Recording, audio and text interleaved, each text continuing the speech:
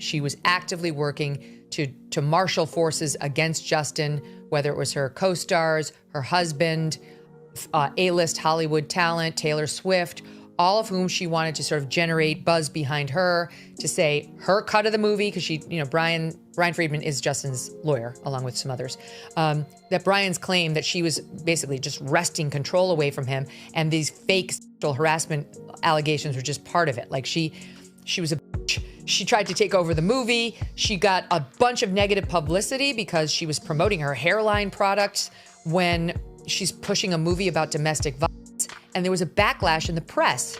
Taylor responds, "No one should ever get into a war of wills with you." And I'm so excited to see it. Taylor texted that Justin was a dope to allow her song to be used in the trailer for the film because she's Team Blake. And the two little mean girls have a giggle about how dopey Justin was to accept Blake Lively's suggestion that Taylor did. The latest bombshell in the Lively-Baldoni war came from outside a courtroom this time. They came from the airwaves, and it solidified the entire narrative of this case. On January 23rd, 2026, Megyn Kelly took to the Megyn Kelly Show to deliver a blistering, scalding, unfiltered takedown of Blake Lively and Taylor Swift, officially labeling them two little mean girls who are nasty at every turn. Kelly's rant was sparked by the series of unsealed text messages from December 2024 that have just hit the public record. She argues these messages prove that Blake wasn't just a victim of a difficult director, but was actually a serial fraudster who had been conniving behind the scenes for over a year to orchestrate a hostile takeover of the film. But the real fire was directed at Taylor Swift. Kelly called out the staggering irony of Swift's girl public persona, contrasting it with private messages, where Swift reportedly mocked Justin Baldoni's most vulnerable moments. Megyn Kelly didn't hold back, telling her millions of listeners that these women were marshaling forces and giggling as they plotted to destroy a man's career. This segment has gone nuclear on social media because it frames the struggle as something far more sinister than a creative dispute. It's being painted as textbook high school style bullying played out by some of the most powerful elites in Hollywood. This time Blake's legal strategy isn't being called stupid, but rather it's being called cruel. And she's reaching out not only to Taylor Swift to help her, but also to, as the reference made clear, Matt Damon. Oh, and then she says Justin's in a cult. She's poisoning the well on the set about him, Mark Garagos. She's making sure on the set and off the set, everyone hates this guy, and she wants to make sure he will never work again. And her whole complaint in this lawsuit is that he was super mean by using PR people to protect him. But meanwhile, you see her smear campaign against him in writing, black and white, to some of the biggest players in Hollywood. If you want to know exactly why Megyn Kelly used the word cruel, you have to look at the unsealed text exchange from December 2024. According to the court documents released this week, Taylor Swift reportedly sent Blake a link to a People magazine article where Justin Baldoni opened up about his own history as a survivor of sexual trauma, a disclosure he made to explain why he was so passionate about the themes of It Ends With Us. The response from the inner circle was just nasty. Instead of professional empathy, the unsealed records show Taylor allegedly texted Blake, "I think this B-word knows something is coming because he's gotten out his tiny violin." Blake's reported reply, "He's such a performer, it's pathetic." Megyn Kelly highlighted this specific exchange as the ultimate proof of a mean girl manifesto, and I'm inclined to agree. She argued that while Blake and Taylor were publicly positioning themselves as advocates for survivors, they were privately mocking a man for sharing his own trauma just because he was their corporate rival. The timing makes it even worse. These texts were sent just as Baldoni was being honored at a women's advocacy event for his work on the film. In the courtroom, Baldoni's lawyers are using this tiny violin comment to dismantle Blake's bedroom harassment claims. They're arguing that if Blake and Taylor were truly concerned about hostile environments and victim safety, they wouldn't be behind the scenes weaponizing and mocking someone else's survival story. This isn't just a bad look, it doubles as a legal disaster that paints the entire takeover as a cold, calculated hit job disguised as a social movement. I can easily understand why Megyn Kelly is so fired up, especially when you look at how Taylor Swift allegedly used her massive industry leverage as a Trojan Horse to help Blake seize control of the film. For months, the public narrative was that Taylor simply licensed a song for a friend, but texts from April 2024 tell a much more calculated story.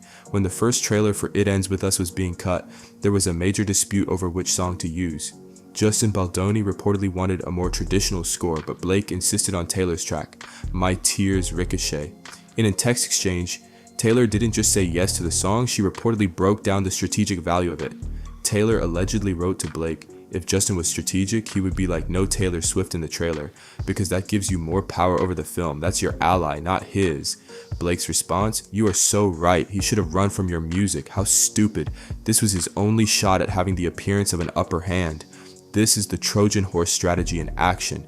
By getting Taylor's music into the trailer, Blake effectively branded the movie as a lively, swift collaboration in the eyes of millions of fans before the director even had a chance to present his version. It's an attempt to turn the film's marketing into a weapon. Megyn Kelly pointed to this as the ultimate mean girl power move, mocking the director for being dopey enough to accept a favor that was actually designed to undermine his authority. In the courtroom, Baldoni's team is arguing that this proves the hostile environment wasn't something Baldoni created.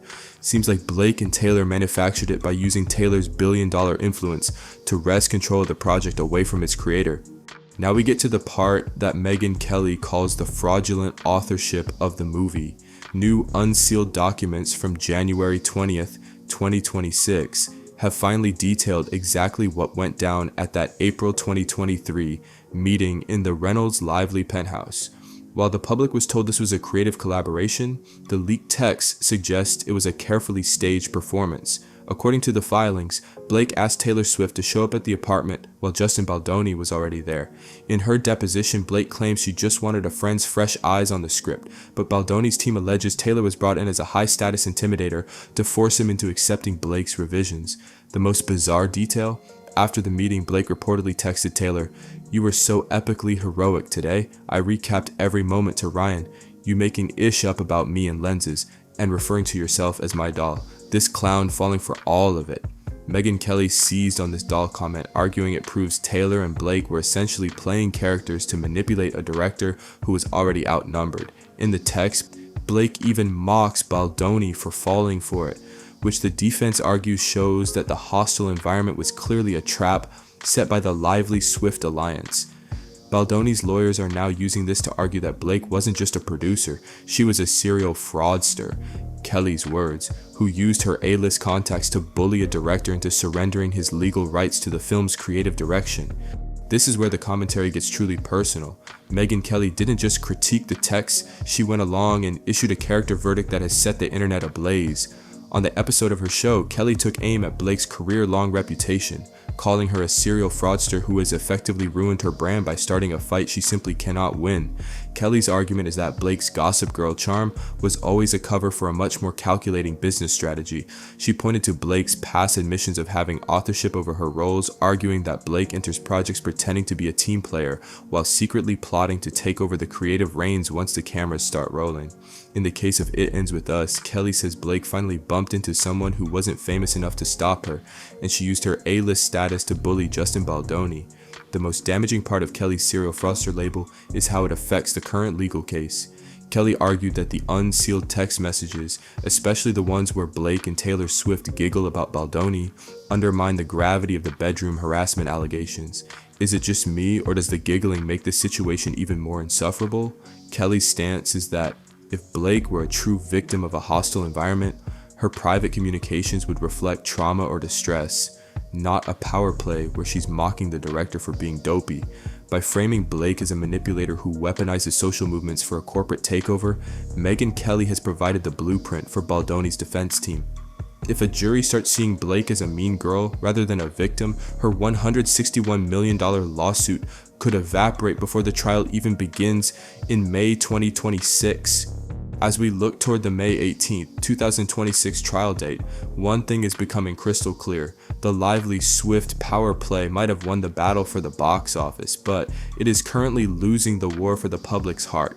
Megyn Kelly's verdict has struck a chord because it voices the exact suspicion that's been brewing online for months.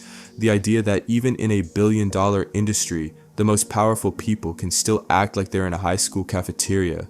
Has the strategy to play offense finally backfired? By unsealing these texts, the world has seen a side of Blake and Taylor that isn't the supportive girl's girl image they've spent decades building. Instead, we see a chillingly calculated alliance that used music, celebrity influence, and private mockery to dismantle a director's authority. If Megyn Kelly is right, and Blake has truly ruined her brand by appearing as a serial fraudster, then no amount of box office success can fix the damage done to the Blake Brown and Betty Buzz empires. Now I want to turn it over to you. Do you agree with Megyn Kelly? Are Blake and Taylor being nasty at every turn? Or is this just how business is done at the top of the Hollywood food chain?